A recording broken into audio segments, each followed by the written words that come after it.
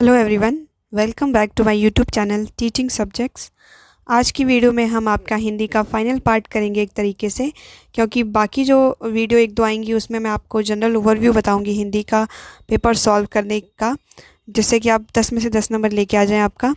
और इस वीडियो के बाद मैं आपको जो भी क्वेश्चंस इसमें मैंने आपको बताए हैं, जो जो कॉन्सेप्ट बताए हैं उनसे रिलेटेड जो चीज़ें आपको याद रखनी है, इंपॉर्टेंट क्वेश्चंस हो गए, वो सब का पीडीएफ जो है मैं आपको टेलीग्राम ग्रुप पे शेयर करूँगी। तो जो स्टूडेंट अभी तक ऐड नहीं हुए हैं वो जाके टेलीग्राम ग्रुप को ज्वाइन कर लीजिए। मेरी जो चैनल है उसके अबाउट में आपको टेलीग्राम का लिंक मिल जाएगा। इसके साथ ही वीडियो के डिस्क्रिप्शन में भी आपको लिंक मिल जाएगा। फिर भी अगर आपको नहीं मिलता है टेलीग्राम ग्रुप, तो आप वहाँ पे टीचिंग सब्जेक्ट डाल के सर्च करिएगा टेलीग्राम चैनल पे, तो फिर आपको वहाँ पे हमारा चैनल भी मिल जाएगा। वहाँ से आप उस पर ज्वाइन होइए, क्योंकि काफ़ी सारे पीडीएफ जो एंट्रेंस के लिए डीएलएड के वहाँ पे दे दिए गए हैं, तो टाइम रहते सब कुछ पढ़ लेना है आपको। तो इस वीडियो में हम आपका जो है देखने वाले हैं वाक्य के बारे में। इससे पहले भी मैंने आपको जो सेकंड पार्ट था उसमें वाक्य का हल्का सा इंट्रोडक्शन दिया था। आज हम इसे और अच्छे से डिटेल में कर लेते हैं एक बार। जैसे मैं दोबारा से एक बार आपको वाला दिखा देती हूँ ताकि आपको याद आ जाए। यहाँ पे हमने देखो वाक्य किया था, ये वाला पार्ट दिख रहा है ना आपको, ये हमने उस दिन किया था। तो वाक्य में मैंने आपको बताया था एक उद्देश्य होता है और एक विधेय होता है। उद्देश्य वो जो काम कर रहा होता है और विधेय जो वो काम कर रहा है वो। जैसे मिहिका खिलौनों से खेल रही है, इसमें जो मिहिका है वो उद्देश्य है, क्योंकि वो यहाँ पे करता है, और वो क्या काम कर रही है वो उसका विधेय है, मतलब वो खिलौनों से खेल रही है। अब वाक्य 3 तरह के होते हैं रचना के आधार पर। इसमें देखिए, पहला होता है सरल वाक्य, जो सिंपल सेंटेंस होते हैं वो सरल वाक्य हो जाएंगे। मोहन खाना खाता है, सिंपल है। मिश्रित वाक्य जो होते हैं, जो कि जो जैसे इन वर्ड से जुड़े होते हैं, और इसका फर्स्ट पार्ट जो है सेकंड पार्ट पे पूरी तरह से डिपेंड रहता है। जैसे मोहन ने कहा कि वह कल जाएगा, कि वह कल जाएगा, इसमें डिपेंड है कि मोहन ने कहा है कि वह कल जाएगा। जो स्टार्टिंग का पार्ट है वो दूसरे पार्ट पे पूरी तरह से डिपेंड है, इसलिए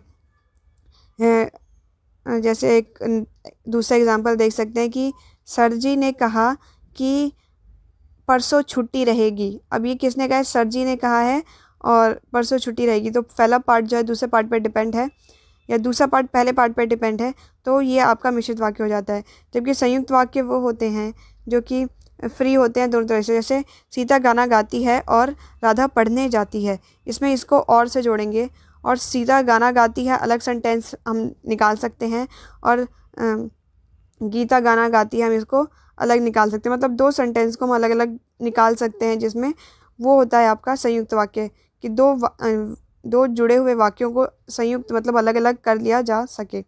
ये था वाक्य के रचना के आधार पर वाक्य का प्रकार था। अब आज जो मैं आपको बताने वाली हूँ वो यहाँ पे आप देखिए, अर्थ के आधार पर वाक्य के प्रकार होते हैं कितने? 8। ओके, जिसमें आपको ध्यान देना है, एक होता है विधान वाचक वाक्य, मतलब सूर्य पूर्व से निकलता है। विधान मतलब कि ये चीज़ फिक्स है कि ऐसा तो होता ही है। दिन के बाद रात आती है, ये होता ही है, इसलिए मतलब ये विधानवाचक जो है वाक्य है। उसके बाद एक निषेध वाचक होता है, मतलब जिसमें आपका नेगेटिव आता है। मैं खाना नहीं खाऊंगी, मैं नहीं पढ़ता, या फिर हो गया अमन नहीं खेलता, उसे मत जाने दो। जिसमें भी आपका नान, मत, नहीं ऐसे वर्ड आ जाते हैं, वो आपका निषेधात्मक वाक्य होता है, निषेध वाचक वाक्य। थर्ड है आपका प्रश्नवाचक वाक्य। अब इसमें तो आपको आराम से दिख रहा है कि जिसमें भी प्रश्न किया जा रहा है वो आपका प्रश्नवाचक वाक्य है। जैसे आप कब लौटेंगे, आप कहाँ जा रहे हैं, आपने खाना खाया। जैसे देखो, जैसे ये क्वेश्चन है आपने खाना खाया, इसमें बोलने के तरीके से आपको पता चलेगा कि ये क्वेश्चन पूछा जा रहा है कि आपने खाना खाया है। इसमें क्या आपको नहीं दिखाई दे रहा है, तो ऐसे सेंटेंसेस भी हैं जिसमें आपको डायरेक्ट क्या ना दिखाई दे, फिर भी अगर वो क्वेश्चन कर रहा है तो इसका मतलब वो कौन सा है? प्रश्नवाचक वाक्य है। एक होता है संकेतवाचक वाक्य, और ये बहुत इंपॉर्टेंट है, आपको ये तो मोस्ट याद ही रखना है, और इसी पे क्वेश्चन पूछता है। जैसे इसमें होता है कि तुम परिश्रम करते तो पास हो जाते। मतलब एक कंडीशन हो जाती है इसमें, कि ये शर्त है कि आपने अगर परिश्रम किया होगा तो आप पास होंगे। अगर ये तुम खाना खाते तो ठीक रहते, बीमार ना पड़ते। इसमें क्या है कि अगर तुमने खाना खा लिया होता तो तुम बीमार नहीं पड़ते। तो जो भी सेंटेंसेस आपको ऐसे दिखते हैं वो आपका संकेत वाचक वाक्य हो जाएगा। मतलब वो आपको संकेत कर रहा है, एक शर्त लगा रहा है कि ऐसा किया होता तो ऐसा हो जाता। हाँ, तो वो संकेत वाचक वाक्य होते हैं। उसका होता है संदेहवाचक, मतलब जिसमें डाउट हो कि शायद मैं दिल्ली जाऊं, शायद मैं खाना खाऊं, शायद वह कल आएगा। ठीक है, जिसमें आपका डाउट हो कि बारिश हुई होगी, अब आपको इसमें पता नहीं है कि बारिश हुई या नहीं हुई, आप अंदाज़ा लगा रहे हो, तो ये भी एक संदेहवाचक है। अब एक आता है इच्छावाचक वाक्य। इच्छावाचक मतलब जिसमें आप अपनी इच्छा दिखा रहे होते हैं, जैसे कि आपकी यात्रा शुभ हो, आप जो है कुशल मंगल तरीके से घर पहुंच जाएं। ऐसे वाक्य जिसमें आप अपनी इच्छा दिखा रहे हैं, तो वो आपका इच्छावाचक वाक्य हो जाएगा। उसके बाद आता है आज्ञावाचक वाक्य। आज्ञावाचक वाक्य में होता है आपका आज्ञा, कि बाहर बैठो, अंदर आ जाओ, घूमने जाओ, मतलब जिसमें आप किसी को थोड़ी इंस्ट्रक्शन दे रहे हैं, वो सेंटेंसेस इसमें आएंगे।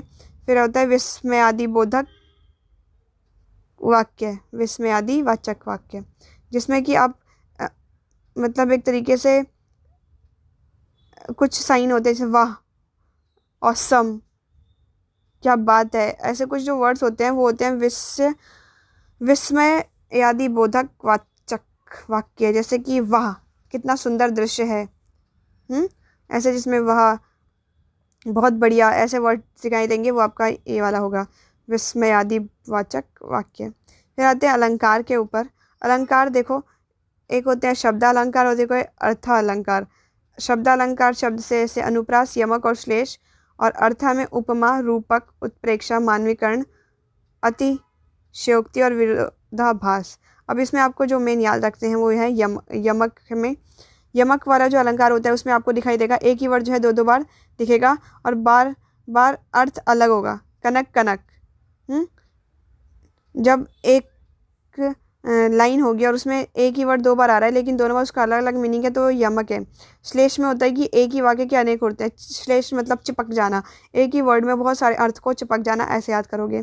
उपमा होता है कि गुण की तुलना दूसरे से करना, मोहन सा, राम सा चरित्र, ऐसे करके जिसमें तुलना कर रहे हो गुण की, तो वो हो जाएगा आपका उपमा। और रूपक में होता है उपमान, उपमेय, मतलब इसमें योजक चिन्ह दिखाई देगा, आप देखना इसमें योजक चिन्ह दिखाई देता है आपको। और उत्प्रेक्षा में होता है मानू, जानू, मानो, जानो, ऐसे वाले वर्ड्स। और अनुप्रास का तो आपको बहुत अच्छे से पता होगा कि एक ही जो वर्ड है वो रिपीट होता है, आगे का शब्द जो है रिपीट होता रहता है। चारू चंद्र सी चंचल किरणें खेल रही हैं जलथल में, तो चा चा चा इसमें आप कंटिन्यू हो रहा है। ओके, तो ये ऐसे हो जाएगा।